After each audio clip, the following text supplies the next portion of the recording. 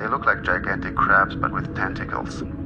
Seems to be some kind of shark mutation. But the crabs look at you as if they're plotting something.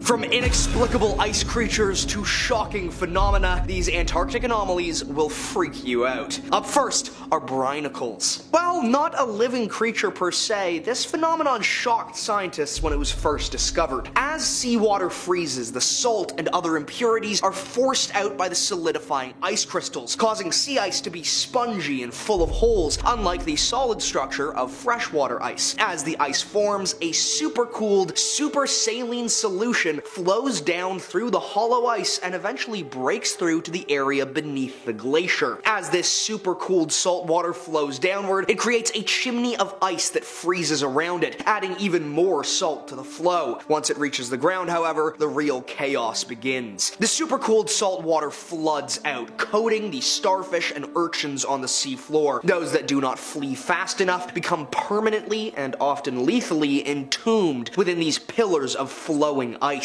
Eventually, the movement of the glacier will crush or snap these root-like pillars, but as long as this movement doesn't occur, the pillars are free to grow to truly immense sizes. Next is Campylobacter jejuni. Zoonosis refers to diseases transmitted from animals to humans, but what many may not realize is that reverse zoonosis, humans infecting animals, also exists, is quite common, and has caused surprising damage to global ecosystems. Even more disturbingly, multiple human-vectored diseases have been discovered in Antarctic animals, including penguins, albatrosses, petrels, and squaws. This has raised significant concern, particularly with the discovery of Campylobacter jejuni, the leading cause of food poisoning in Europe and the Americas. There is a serious risk that unprepared Antarctic populations, animals with no immunity or familiarity with these new diseases, could suffer heavily under the weight of multiple plagues. As human presence and tourism in Antarctica continues to grow, the risk of these destructive reverse zoonotic transmissions only increases. Up next are deep water currents. Deep ocean currents are another serious risk posed by cold ice meltwater, which is steadily degrading and disrupting those critical flows. The increase in very cold fresh water is having disastrous effects, slowing down and weakening these vital currents. Fresh water is less dense than seawater, which reduces the rate at which this cold water sinks, thereby weakening the entire system. The flow of cold water is crucial for the functioning of the global climate, as its increased density pushes down on the column and helps to circulate essential gases throughout the deep sea, impacting ecosystems and weather patterns worldwide. As this current weakens, so too will others, including the warm water currents that help keep Europe so mild. Without this current, Europe would experience a climate much more akin to Canada, while African nations could face much higher temperatures. The decline in deep water currents also means less gas exchanges taking place, potentially leading to large sections of the ocean becoming anoxic, or lacking oxygen entirely,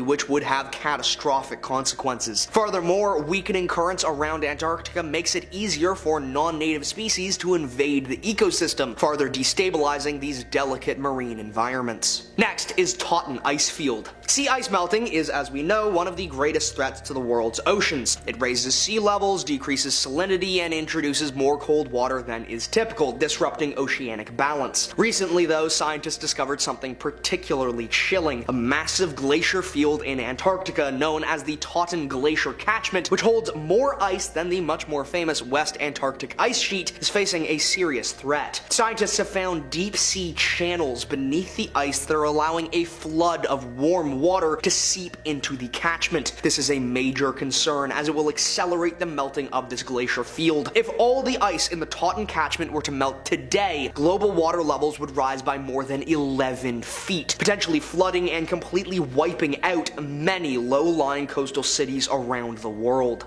Next is the Ventusky wave anomaly. Ventusky is a meteorological app that allows users to track the height of waves around the world's oceans. For the second time now, a very strange anomaly just north of Antarctica has been recorded: a massive 80-foot tall crescent-shaped wave that spread out and moved farther north. People immediately began speculating wildly, suggesting it could be anything from aliens to a megalodon or even a leviathan. However, the makers of Ventusky quickly burst burst everyone's bubble when they revealed that the anomaly was simply an error in their system caused by incorrect data from German meteorology, either misentered or inaccurate. Those darn Germans. Despite this explanation, some still believe the anomaly was real and argue that the company is now trying to cover up a massive wave in the South Atlantic. Next is Wilkes gravity anomaly. A negative gravity anomaly was detected under the ice of Wilkes Land, and it has scientists stumped. It may sound a little sci-fi, but there are actually gravitational anomalies all over the world, and they can help us discover some pretty interesting things. If the Earth were actually a totally smooth, homogeneous ball, then gravity would be experienced the same all over the planet. But Earth isn't smooth or homogeneous, and gravity isn't consistent. These gravitational anomalies are small shifts away from the predicted ideal gravitational value, and can be used to find dense ore deposits beneath the Earth's surface. Other things can also cause anomalies though, like caves or caverns where the Earth isn't as dense as it should be. A positive anomaly means gravity is stronger than expected there, maybe due to a mountain or dense elements underground, while a negative gravitational anomaly means gravity is weaker than expected. This could be for any number of reasons, but usually an unseen void in the Earth is the culprit. In the case of the Wilkes gravity anomaly, scientists still aren't really sure what's causing it. However, the most plausible theory is that of an old meteor crater. Scientists aren't sure what's causing it. However, the most plausible theory is that of an old meteor crater that was then frozen over by ice from the Ice Age. Still, no one's really sure what's causing the anomaly. And finally, the crab crisis. If you've heard of king crab, then you know just how invasive they can be, but if you think that would be bad, just wait for the European green crabs. These crabs are being farmed in South America, meaning they're not that far from the Southern Sea, and they're even more successful colonizers than their larger cousins, the king crab. Green crabs reproduce twice as often and are generally smaller, which allows more individuals to fit within a given space. Unlike king crabs, they're also less likely to completely collapse an ecosystem, which would lead to their immediate local extinction. Instead, the green crab is perfectly poised to slowly invade and take over an entire ecosystem. However, a few conditions would need to be met in Antarctica first. The sea will likely need to warm, and the crabs will have to adapt to colder temperatures. They would also need to be introduced in some way, as the seafloor is too deep and cold for them to walk all the way from Chile. But don't think that this makes it safe. Green crabs are frequently accidentally transported as stowaways in ships' ballast tanks, making their spread even more unpredictable and likely. Those were mysterious Antarctica anomalies that will freak you out. I hope you enjoyed, and Space is a vast frontier, constantly providing us with new things to be discovered. When it comes to megastructures, a lot of experts have questions, and so should you. Ranging from what are these things to what we don't know and more, it's time to do some out-of-this-world learning. So when it comes to hunting for aliens, most folks automatically jump to thinking radio signals are the be-all end-all. But there's an attractive alternative, searching for physical artifacts. Yes, alien structures. Now, we're not just talking about crop circles or other weird phenomena here on Earth. We're talking about massive engineering works that an advanced society has constructed somewhere in space. So why search for these artifacts? Because it eliminates the requirements that aliens have chosen to get in touch, to transmit radio signals our way. Sure, maybe they want to do that, but then again, maybe they just want to lay low. If you're not sure you're the Milky Way's top dog society, you don't want to bet the farm by assuming that the alpha aliens, wherever they might be,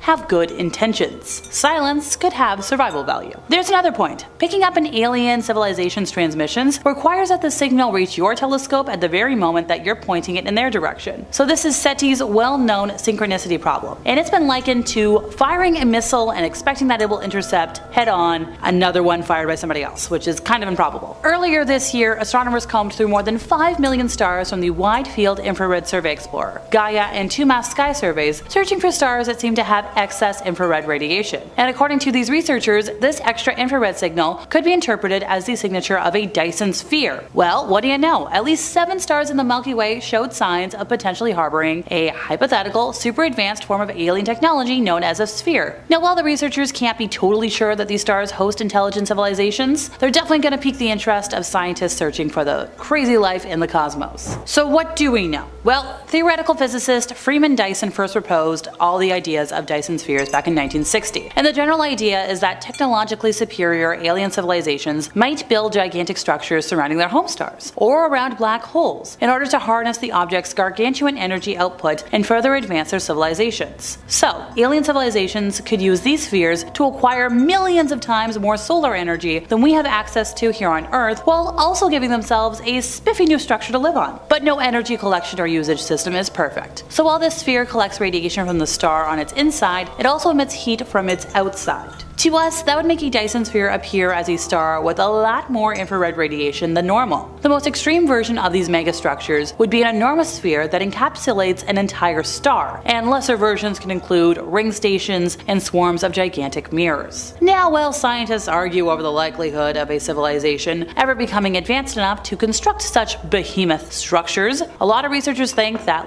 if these spheres do exist, we should be able to spot them. Because in theory, if a Dyson sphere did surround an alien star, the heat from that star would cause the sphere to heat up and emit a lot, and I mean a lot, of infrared radiation. And hey, scientists, or at least the ones who like to theorize about this, have long said that these advanced alien civilizations would be marked by their ability to harness the energy from the sun, rather than scrabbling over its planet's resources like us puny Earthlings. Dyson himself died in 2020 before any of his spheres could be found, although they're just actually one of a dozen ideas that bear his name. Now, Jr., George Dyson, also attested to his father's fascination and comprehensive reach across disciplines. Taking advantage of a short attention span and an aversion to bureaucracy, he contributed to 5 fields of mathematics and 11 fields of physics, as well as to theoretical biology, engineering, operations research, literature, and public affairs. This is what the younger said in an interview. Many of his ideas were controversial, but his guiding principle was that it is better to be wrong than to be vague. So, how do we spot one? Well, as a result, Dyson sphere hunters look for spikes in these wavelengths, known as infrared excess emissions, or IEEs,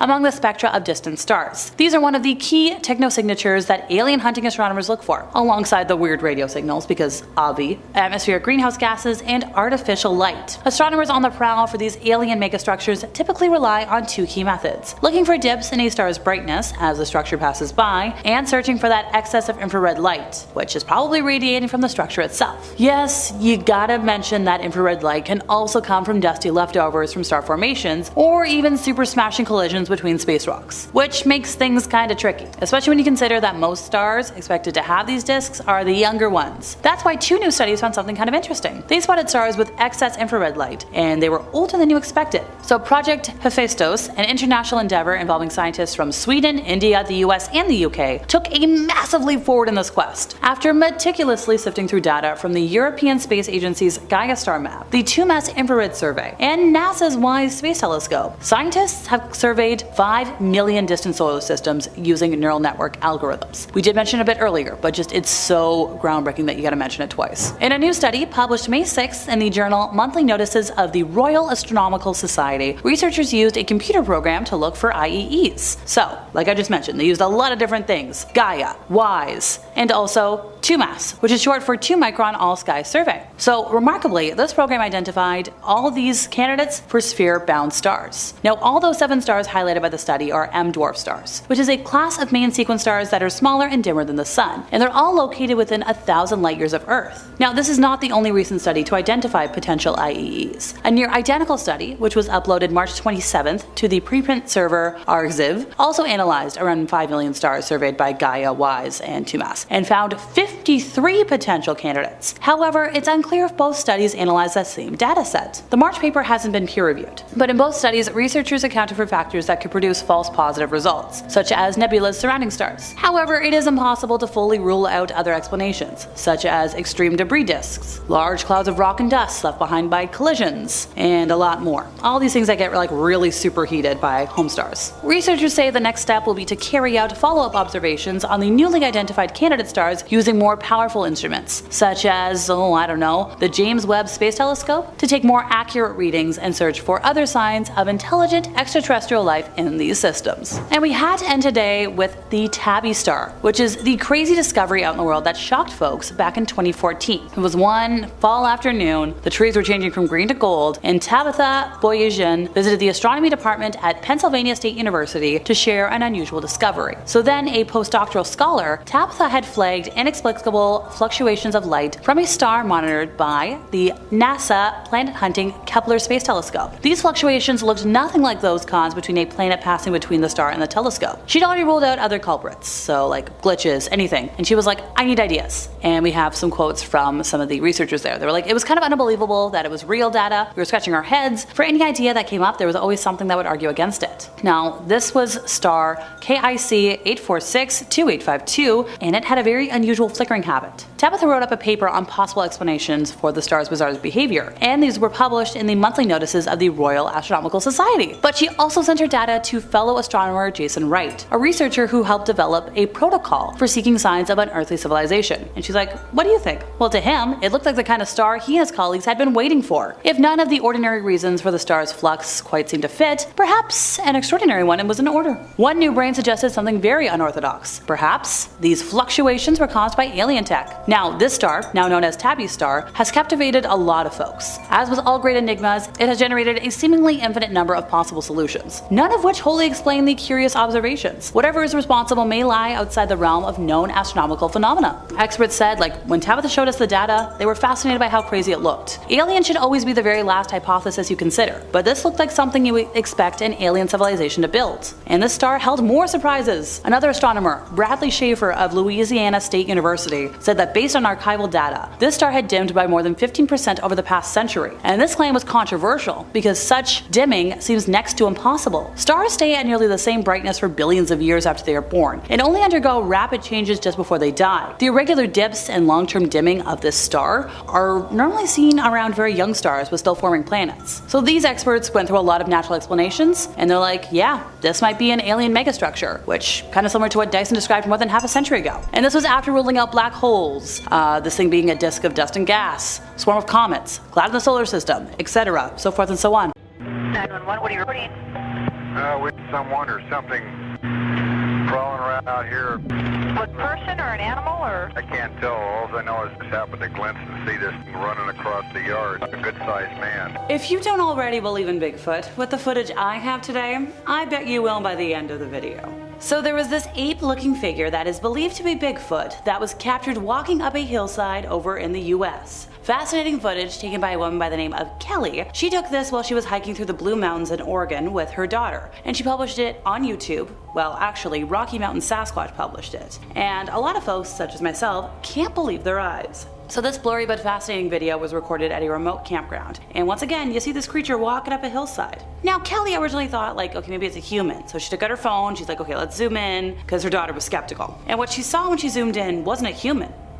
You guessed it, folks, it was Bigfoot. Now, the guys over at Rocky Mountain Sasquatch, who are constantly on the hunt for more evidence that Bigfoot is out there, were impressed by the footage. And ditto for every enthusiast out there. We had a lot of fun comments in the comment section that we're going to read out. There was Billverine765, love that username, who said the creature on the mountainside does appear to be injured, maybe carrying something. The pixelation from the zoom makes it impossible to tell for certain, and this is the reason our hairy cousins are the world champion hide-and-seek champions. Keep up the awesome work, which, like, I never thought of it, but yeah, well, I guess Bigfoot's tied with Nessie, but still, co-champions. White Tiger 5151 was like, whoa, great clip.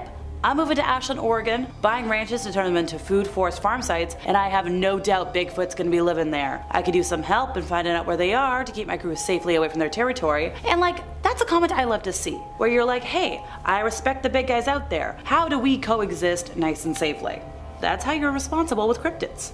Well, on the narrow train from Silverton to Durango, Shannon Parker was looking for elk with her partner Stetson Tyler, and they were like, something's not an elk. Now, Tyler said, I think it's Bigfoot. And there was another passenger sitting by the couple, only identified as Brandon, grabbed a phone and was like, yo, Bigfoot! So, we got a Facebook post. Parker shared the photos and Brandon's video of the elusive creature. And you can hear Tyler saying in the recording, I don't know about y'all, but we believe. And like, me too. Now, there was folks in the comments saying, yes, we believe. But then, of course, you got the negative Nancys, the doubters if you will, saying like, I don't know. Look at the quality of this. Well, according to the witnesses, the creature was at least 6-7 feet tall, maybe taller, which like, she said that it matched the sage in the mountains so much that he was camouflaged when crouching down. So, and she even went as far as to say, if you had asked her before the trip, she said like, maybe Bigfoot's real. But after that, she was convinced. Now, some folks in the comment section were like, it's a hunter wearing camouflage. But Parker disagreed, saying there was no sign of a weapon, no sign of any kind of reason to be hunting. Even the train conductor told a couple of similar mysterious and unexplainable sightings. He said that apparently in the winter he'd gone out snowshoeing in those mountains and saw footprints that were much bigger stride than any snowshoes would have been. I'm just saying, folks, Bigfoots exist year-round in many different climates. Makes sense? Now, if we're gonna talk about maybe a viral moment, I did see one little TikTok when I was like scrolling through recently. I believe it was from the Paranormal Chic, which love that name. I agree. So the clip is captioned, "Bigfoot is real," and the TikToker told her followers that she was posting the footage because, and I quote, she firmly believes it's one of the best recordings of what looks to be like a Bigfoot caught on camera. So she explained that it was filmed by a drone, which we love drone technology. This was from Vermont-based YouTuber Ken's Carpentry, which 2Ks love the alliteration, and they were looking for a mama bear and her cubs, and they noticed this unidentified creature. So the video we have shows the camera gliding over this snow-covered forest. Snow. And Ken's voice can be heard gasping, "What in the world? What is that?" And he goes on to gush that's incredible. A tall, furry figure can be seen walking through the trees. No way, are you serious? He zooms in on the creature, whose footsteps, by the way, can clearly be heard crunching through the snow. So the TikTok racked up thousands of views in less than 24 hours. And as always, you've got something to say, I got something to say. Let's see what folks had stuff to say.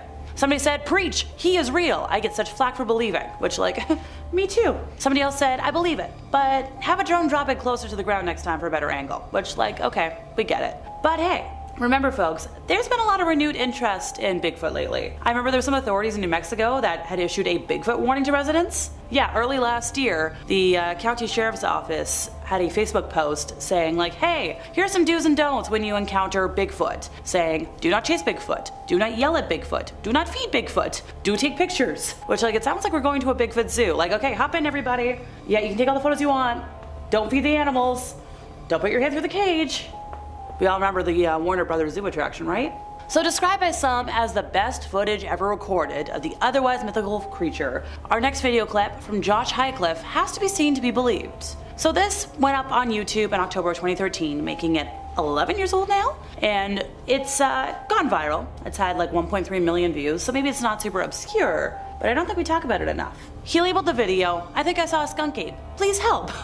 He was looking for guidance from online folks, because apparently a skunk ape is also known as the Florida Bigfoot, which anything that is Florida specific makes me a little afraid. So Josh revealed that the footage was taken approximately 9 miles west of Mississippi on his hunting property. He was out hunting dogs. He assumed it was an animal at first. He was oh yeah, big shoulders, big hands, big head. And then he bolted in horror, which makes sense. His first instinct was to run. He didn't even think of firing at it. And then he knew nobody was going to believe him. He described the encounter on his video's page. He was in the swamp. It was about 6 p.m. He wasn't too far from the road. He was dressed in camo. He was sitting still on a tree. He was waiting for the sun to go down because, hunting, camouflage, blending into the darkness, all those things. He heard a noise, and then he couldn't believe his own 2 eyes. And his first instinct was to get the heck out of there. Because fight or flight, folks. Well, technically, fight, flight, freeze, fawn, but we don't have enough time to dive into that.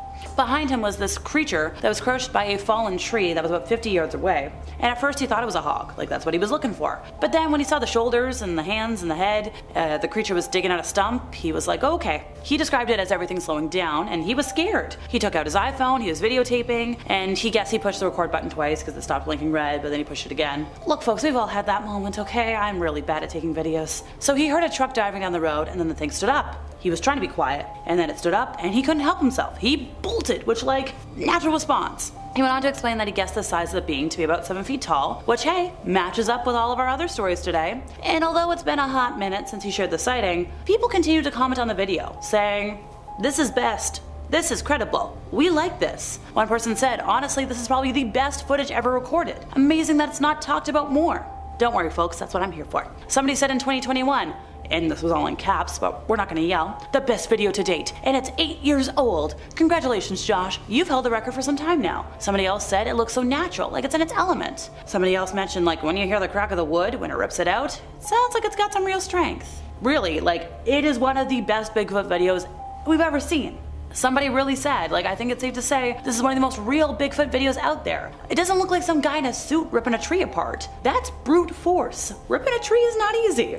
I didn't see any CGI in that, folks. I didn't see any fancy editing. I'm sorry, I don't think it's some wrestler doing a WWE bit. Somebody's ripping that apart, and I don't want to be around that strength. So Paul Freeman was this US Forest Service patrolman. He was also a very active cryptozoologist, and he spotted Bigfoot back in 1982. So if we're gonna condense everything and squish it all down, he spotted this Sasquatch near Walla Walla. And he knew his way around the woodlands at the time. He was seasoned at this stuff. And he spotted these massive hand and footprints around the Blue Mountains. But he didn't have a camera with him, so he took plaster casts of the prints instead. And yes, the prints and the casts have been the subject of much debate, but a lot of experts, including university experts, think it's the real deal. These casts contain imprints of dermal ridges, skin whorls, and those nuanced little details make it really unlikely that these are a forgery. He returned to the area in 1984 and essentially devoted the rest of his life looking for evidence of Bigfoot. He collected hair, photographs, a variety of casts of everything he could find. And he did get video footage. We have it today, and it's been hailed as some of the most credible footage, once again, of all time. Well, you let me know what you think, folks. I've been Alexa, your resident ookie spooky girly. We'll chat. Cryptids can terrify the bravest among us, and that means even folks who consider themselves experts. Ever thought you saw something glittering in the distance, but your eyes were deceiving you? Well, Stella's experience took place on September 2nd of 2022 back in Chicago. She went out onto a balcony and she was looking in the distance and saw this weird large tree. It was about like 20 feet away, and one of the branches on the tree was bowing pretty heavily, but there was nothing there that could have made sense for it to be having weight. So as Stella was staring at the branch and trying to make sense of what was going on, an intense feeling of dread and fear came over her, as if every part of her body was screaming at her to turn around and run, but she didn't know why. And at that very moment, the branch that she had been observing began to shake violently, and despite everything still screaming at her to leave, curiosity had now gotten the better of her. So she started to move along the railing to get a bit of a closer look. A small form began to glimmer on a branch, and as Stella continued to watch in shock, a transparent human figure that shimmered a yellowish white color developed. She snapped out of her fixated stare and quickly took a step back from the railing, realizing finally that maybe this is something kind of scary. The shimmery being eventually dropped out of the tree, landing behind a man who happened to be walking past at the time. Now this guy spun around, his reaction similar to somebody who had been struck from behind, and was kind of confused when all he saw was a cloud of smoke. Oh right, the shimmery thing had disappeared in a puff of smoke after hitting the ground. Now Stella was like, okay, I'll wait around, let's see what happens. Nothing came back. Thankfully for her, at the same time, another neighbor just a couple floors below had observed exactly the same thing. And when those two conferred, they were like, okay, what's going on? Thankfully, they also managed to track down the guy that was walking past, and between the three of them, they were like, okay, he felt something on his back, I saw something, you saw something, what is going on here?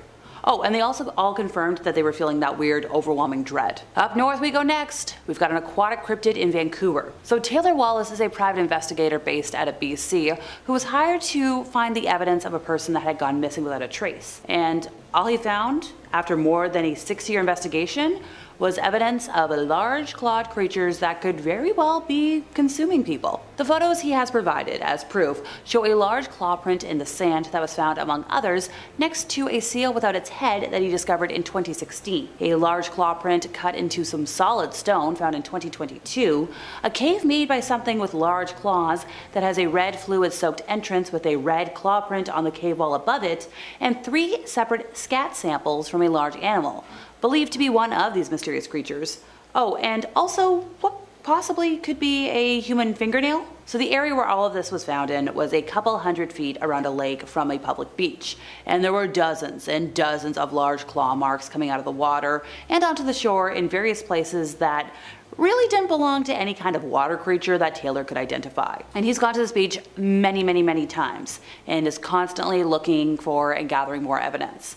Sadly, he has found another seal that was missing an important body part, and copious amounts of evidence of a large aquatic creature that's coming out of the ocean on a daily basis to feed on seals, ducks, and migrating snow geese. So not only are there large digs and claw prints in the hard ground everywhere, which were obviously made by a creature with some crazy claws, but the remains of all these dead other creatures are everywhere. While coyotes are the largest predators in the area, Taylor's never seen one in that park, and also the claw prints don't match up in really bad evidence. In a nearby park, Taylor's also collected more scat samples, and also one that might have traces of human evidence. And he's like, maybe this is from the human that he's been looking for that's been missing, so he can stop looking for that human. Also, very coincidence-wise, he's found evidence of these creatures in locations where people have gone missing without a trace. Do you believe in fairies? Now, while most folks like to think of them like helpful beings with multicolored hair, stunning wings, the reality is not all sugar plums and sweetness. American soldier Sam Barrett comes from a long line of military personnel, if we're talking expertise. Currently deployed on a peacekeeping mission, so the location of the story is kind of anonymous for safety, but the current climate where he is always raining or foggy. For context. So one night earlier this year, while retrieving a cache of buried weapons, he and his platoon noticed some lights in the forest that were kind of far away. They were about like 10 small lights, all moving pretty erratically. Now another member of Sam's group began to hear what sounded like two people whispering in a language nobody could understand. And it was very quiet at first, but it started to get louder until it sounded like they were whispering right next to his ear. Soon, about 10 more voices joined in on the whispering, and they were all talking at the same time. The men began to panic. They were like, oh, maybe these lights are a distraction, which apparently that was a common tactic used by the local enemies. And they're like, uh-oh, ambush. So Caleb, a teammate and good friend of Sam's, suddenly started speaking loudly, which is not what you want to do in this situation. It seemed as though he was trying to communicate with his father, who had died 2 years earlier, and he dropped all of his belongings before running towards the lights. Now Sam was like, okay, my buddy's lost it, or maybe there's mind control going on. Now, fearing for Caleb and worrying like, yo, you're a dummy, you're gonna give up our position, he chased after him. But Caleb kept repeating, I'm coming, father, as he sprinted towards the lights. Well, as they got closer and the lights got bigger, Sam found it odd he couldn't really make out any definition. Like there was nothing behind them. They just looked like lights floating in midair. Now Caleb was on his knees with his arms at his side. He was praying in front of these lights. And he was in like a trance, and Sam tried snapping him out of it, but he was like, nope, my father, the lights, the lights. Now eventually the commander of the team showed up, looked at everything, and was like, uh-oh, the fairies have him. Caleb eventually passed out, and the lights disappeared almost instantly. After being carried back to the base and returning to consciousness, Caleb had zero recollection of what happened. And not just for the evening. The entire day was a blank. Terrifying. We can't have a cryptid list without Nessie. For the uninitiated, this is the preferred nickname of the Loch Ness Monster over in Scotland. Spottings of this girlie go all the way back to 565 AD, making her a pretty grown woman at this time. Tied with Bigfoot for the most common cryptid being spotted, she's very popular, but also very much a recluse. This most recent spotting is from earlier this year, and in early March there was a Nessie enthusiast who couldn't believe what he saw when he was monitoring a webcam video of the lake from his home. Two separate clips captured something stirring in the mysterious depths close to shoreland lodges near Fort Augustus on the loch's southern shore. Now our expert described that he almost couldn't believe what he was seeing. It all happened so fast. In the first video clip he got, something moved on the surface for a couple of seconds, and then he saw two shadowy wakes moving in two lines under the surface, moving to the left approximately 15 feet before disappearing. Now the expert estimates that the wake was roughly 6 to 8 feet long, and the water was way too agitated for the disturbance to have been caused by a fish. This was the first confirmed sighting of Nessie in over 7 months, which kind of broke the drought of Nessie news. Hey, maybe she just wants to hibernate. Finally for today, a tale of the monogamy Bigfoot. So this tale begins about 20 years ago, when our anonymous narrator purchased property on the lake. It's a pretty common cottage and vacation spot. He had grown up spending summers in the area, and he's very knowledgeable about wildlife noises, which very important. It was about 9:15 at night, right when darkness was starting to take over. He and his wife were sitting by the fire, facing like all the woods on their property, and they were like, okay, let's go inside because mosquito bites were brutal. He was staring at the fire alone when he heard what he described as about like 3 whacks around a kilometer away, and didn't really think about it much until about 15 minutes later when he heard the sound again. But this time it was closer. Now originally he was like, okay, maybe it's a moose hitting their antlers against a tree, but it didn't make sense for what time of year it was. Being able to barely see through the tree line, he heard the noise again. And yes, another 15 minutes. This time it was closer once again. He didn't really have anything to protect himself with, so he bolted into the cottage. And the whacks came again, even closer. Now, he never heard them once he got fully inside the house, but they kept happening at night over the next so many years. Now, if you're wondering, okay, maybe it's just somebody pulling a prank, his property is water access only. So any random strangers aren't gonna come all that way for a prank. Well, that's all for today, folks. I've been Alexa. See ya.